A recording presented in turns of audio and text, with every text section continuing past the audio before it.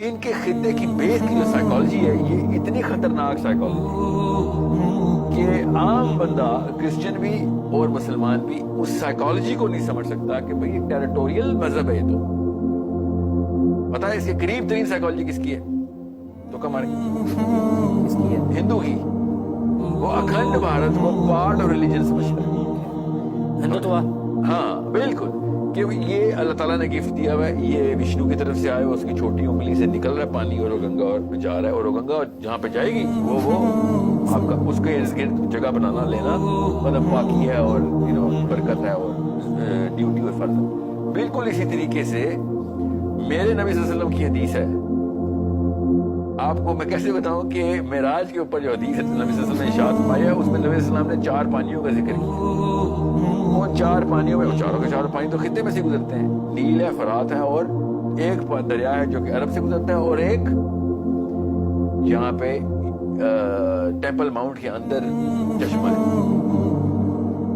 ٹھیک ہے, اب ٹیمپل ماؤنٹ جو چشمہ ہے نا وہ بہت ضروری ہے. ہمارے آقا محمد مصطفیٰ صلی اللہ علیہ وسلم نے بتایا ہوا یہ چاروں چشمہ, یہ اس کو خطہ بنا کے بیٹھے ہوئے, اس سے گرد انہوں نے پورے کے پورے سرکل ڈرا کر لیے. اب یہ کیوں میں آپ کو بتاؤں تاکہ آپ کو بتاؤں ہم جس طریقے سے دیکھتے ہیں نا وہ طریقہ ہی ہو رہا ہے. ہم آسمانوں کو دیکھتے ہیں, ہم ایسے دیندار ہیں. مسلمان جو ہوتے ہیں وہ 7ویں آسمان پہ تخت رکھتے ہیں اللہ کا, اس کے بعد سدرۃ المنتہا رکھتے ہیں, 6ٹھے آسمان تک جاتی ہے جڑ سدرۃ المنتہا کی. اس کے بعد 5ویں آسمان, 4تھے آسمان پہ انبیاء کے کچھ قیام ہے. فار ایگزامپل 4تھے پہ ادریس علیہ السلام ہے, تو سو اور سو پر معراج کی حدیث. ہم دیکھتے ہی اوپر ہیں, یہ ایسے نہیں دیکھتے, یہ مذہب نہیں, یہ دیکھتے اوپر ہی ہیں, مگر یہ دیکھتے ہیں اسرائیل کی وجہ سے ہماری انٹری اینڈ ایگزٹ ہوتی ہے. ٹھیک ہے, یہ ڈوم آف دا راک کو فیس کرتے ہیں قربانی دیں گے. پانچوں پچھلے ابھی بتا رہا ہوں کیونکہ یہ میمورٹی سے نہیں کہا ہوا. یہ جب حضرت موسیٰ نیچے آئے ہیں اور ہارون علیہ السلام کو حضرت موسیٰ نے کہا نا کہ تو نے کیا کیا, تو انہوں نے کہا میں تو ہارون نے تو نہیں کہا تھا کہ ایک بچہ بناؤ. تو پھر انہوں نے بنی اسرائیل اس وقت کیا کر رہے تھے, آپ تفصیل پڑھیں گے تو آپ کو پتہ چلے گا. ان کی کتابوں میں بھی لکھی ہوئی ہے, ہماری کتابوں میں بھی ہے, کچھ ٹریسز بڑے کلیئر ہیں کہ جب حضرت موسیٰ علیہ السلام نے کہا نا کہ اس سے بڑا گناہ تو کوئی ہو نہیں سکتا, اب ان کی سزا بھی اسی لیول کی ہوگی.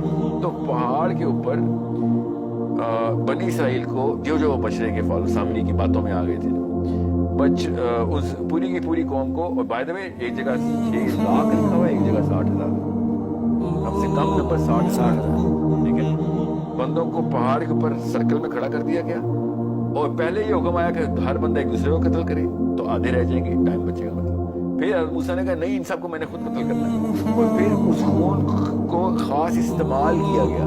پورا کا پورا خون 60,000 بندوں کو حضرت موسیٰ نے کہیں پہ کلیکٹ کیا جو پہاڑ کے اوپر سے ٹریول کرتا ہوا نیچے آئے گا.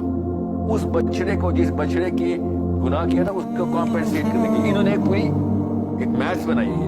اب وہ ہوا تھا نہیں ہوا تھا اللہ عالم, تو ہمیں تو نہیں پتا, نہ میرے نبی صلی اللہ علیہ وسلم نے بتایا نہ قرآن میں لکھا ہوا ہے. ان کی اسرائیلیات میں بہت تفصیل ہے, خود اپنی سزا لکھی ہوئی ہے. جب ایک قوم ہمیں یہ سزا ملی ہے جی نہیں, ہاں کہ بچڑے کی ویلیو کیا ہے, اصلی بچڑے کی ویلیو کیا ہے یہ بتایا انہوں نے. اور دونوں اگر مانیں گے نا کہ ہماری ایک قوم کو چھک کے اوپر آگے شرک کیا تو پورا کفر ہی تھا, نیا بچہ بنا کے بیٹھ گئے تھے, اور وہ بچڑا کوئی نکا موٹا بچڑا نہیں تھا. اور سمجھے سامری نے جبرائیل علیہ السلام کی اور موسیٰ علیہ السلام کی دور پہ جاتے وقت جیسے جبرائیل نے فلائٹ پکڑی ہے, سامری نے وہ ڈسٹ پکڑ لی ہے جو کہ پاؤں کے اٹھنے سے جو اٹھی, اس ڈسٹ سے اس نے وہ والے بچڑے کے اندر, وہ بھی بائی دا وے ریڈ آئیفر ہی تھا مگر وہ نقلی ریڈ آئیفر ہے, اس کو اصلی کرنے کے لیے اس نے یہ ڈسٹ پکڑ کے اس کا استعمال کیا. کروڑ روپے کا سوال یہ بنتا تھا کہ اگر سامری سے ہی بات سٹارٹ ہوتی تو سامری نے تو ریڈ ہائیفر بنایا ہے سونے کا, ٹھیک ہے, اس نے وہ پگھلا کے لال کیا اور اس کو جان بھی ڈال دی فار ایگزامپل کسی بھی جادو سے, تو سامری کو یہ ریڈ ہائیفر کا آئیڈیا کہاں سے آیا؟ ابھی تو واپس آنا ہے کوئی طور سے موسیٰ علیہ السلام نے اور بچڑے کا حکم دینا ہے.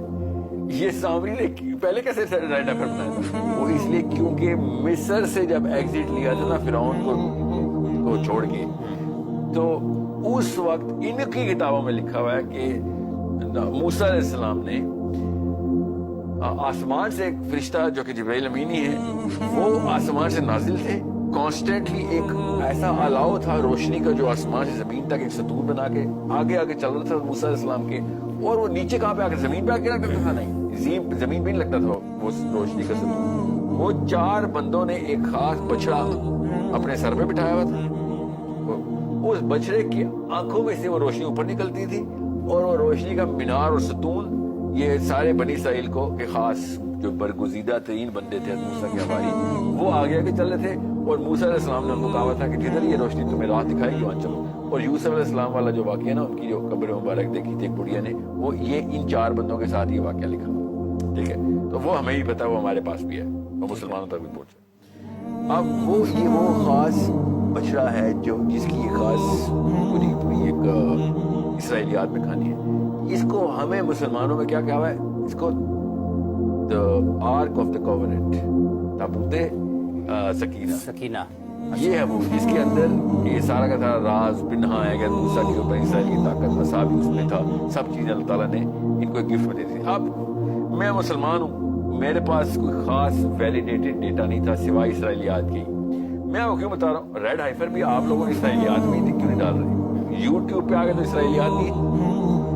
وہ اگر گوگل پہ لکھا ہوا ہے یا ٹیکسس سے وہ چلے ہیں 5 بچڑے کمرشل ایئر لائن میں، وہ اسلام کا تو کوئی تعلق نہیں سے. یہ بھی تو اسرائیلیات ہے. یہاں پہ آگے ہم اسرائیلیات کیوں نہیں کر رہے؟ میں اس لیے کہہ رہا ہوں، میں واحد اس وقت مسلمانوں کو تلقین کر رہا ہوں اس کو ان کے سب سیکشن میں ڈالیں، جنرل سیکشن میں نہ ڈالیں. اب میں نے اگر وہ والی کہانی سنا دی نا آپ کو جو یہ مانتے ہیں، تو پھر یہ ویڈیو وائرل ہو جانی ہے، کیونکہ یہ اس کانسیپٹ کے اوپر ہے. سنائیے. نہیں اس وقت نہیں ہے، اس کو سمجھ بھی نہیں آ گیا. آدھے لوگوں کو تو پتہ بھی نہیں ہے ہائفر کیا ہوتا ہے. ہم نے تو شروع ہی ہو گیا نا، آپ نے سوال کر لیا. کل بھی میں اجتناب کر رہا تھا، آج میں نے آپ کو اس لیے پارٹ 2 سنا دیا اس کہانی کا کہ آپ کو پتا ہو کہ پہلے اہل یہود کو سمجھیں، پھر توریت کی اس تقسیم کو سمجھیں جو ان کے فرقوں نے کی. اس تقسیم کے بعد جنرل ٹرینڈ اس وقت کیا ہے اہل یہود کا، اس وقت کا، اس وقت کا نہیں، 3000 سال پہلے نہیں، اس وقت. اور پھر آپ کو پتہ چلے گا ان کی سپلٹ کو دیکھنا کیسے ہے. آپ 30% اوور آل جیوز اسرائیل کو گالیاں دیتے ہیں، مانتے ہی نہیں. وہ کہتے ہیں یہ کیسی کوئی چیز دیکھتے ہیں، اختراع ہے ہماری. ٹھیک ہے، وہ کیسے وہ آیتیں یوز کرتے ہیں اور آیت خود کوٹ کرتے ہیں کہ موسیٰ علیہ السلام جب دور سے نیچے آئے تھے تو سب سے پہلے کیا کام کیا تھا؟ بچڑا بعد میں دیکھا تھا. سب سے پہلے انہوں نے بچڑے کی آلٹر دیکھی جہاں انہوں نے مندر بنا لیا تھا، ادھر لے کے جانا تھا. وہ مندر اس کو ٹیبرنیکل بولتے ہیں. He broke the tabernacle کہ اللہ تعالیٰ نے یہ کوئی بلڈنگز بنانے کا دین نہیں بنایا ہوا. پوری دنیا میں پھیل جاؤ اور پوری دنیا میں ایک گھر میں جا کے دین پھیلاؤ. یہ ڈائریکٹ حکم ہے اللہ تعالیٰ کا جو میں لے کے آیا دور سے. یہ ان کی اپنی توریت بتا رہی ہے. اس لیے آرتھوڈاکس جیوز اور اینٹی اسرائیل، وہ زائنسٹ نہیں ہے. اور وہ بہت بڑی موومنٹ کر رہے ہیں کہ اسرائیل کو مطلب یہ والے برانڈ کو چینج کیا جائے. وہ اسرائیل کے خلاف نہیں ہے کیونکہ اسرائیل کے خلاف تو رہتے ہیں. وہ کہتے ہیں تم نے کیا 2 نمبر خود اپنی طرف سے گریٹر اسرائیل کا نقشہ بنایا ہوا ہے، خود ہی اپنے اوپر قانون طاری کر لیا کہ پوری دنیا کے اندر جینٹائل اور جوز کو جینٹائل کے ساتھ جو مرضی کرو، جوز جو مرضی کرتے رہے. یہ خود ہی تم لوگوں نے ایک سیاسی تحریک ٹریگر کروائی اور اس کو توریت کے نام کے اوپر سالو کرنے کے لیے مورل لا بنا دیا. مذہب سے جوڑا ہے، مذہب سے جوڑا نہیں، مذہب ہی بنا دیا. یہی مذہب ہے یہ انہوں نے کر دیا. اور بس پھر آپ کو پتا ہے کہ اس وقت ہم زائنزم کا کیا کیا بھگت رہے ہیں.